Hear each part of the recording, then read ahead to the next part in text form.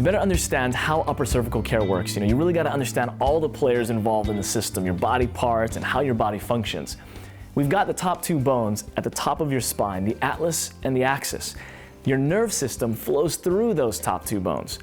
And your nerve system is like the superhighway of communication throughout your entire body. And where is that communication coming from and going to? That's right, your brain. Sometimes patients really have a hard time grasping upper cervical because it makes too much sense. They ask me, could it really be that simple? And yeah, actually it is. It's as simple as stepping on a garden hose. Let's say, for example, you have a garden hose connected to the water spout, okay? Turn that garden hose on, water's flowing freely. Well, you come over, you put your foot on that garden hose. Now what's gonna happen to the water coming out the hose? Well, obviously it's gonna be diminished, possibly even cut off altogether. Well, the same thing happens with your body. I think that most people recognize that the world's greatest drugstore is within your own body. It knows how much cortisone to produce and how much antihistamine to produce. It even knows how much cholesterol to produce, provided the system that regulates that is able to do so.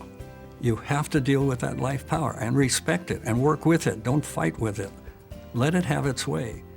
You can do that when you get rid of the cause of the interruption between the source and the body by correcting the upper cervical vertebral subluxation.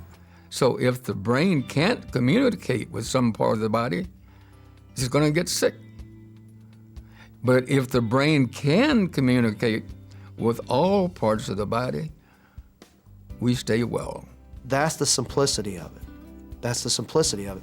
And people can't, you can give them the garden hose analogy that there's a source for the water and you step on the hose and the water doesn't water the grass, and when you remove your foot from the hose, the water comes out and waters the grass and the grass grows.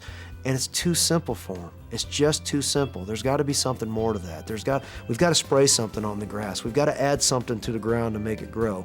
We've got to intervene in that. And the wonderful thing about the body and the complexity of it is that it's intelligent in itself. It's a self-healing organism. It just doesn't need any interference to its function. And all we do is correct that, and we can expect health.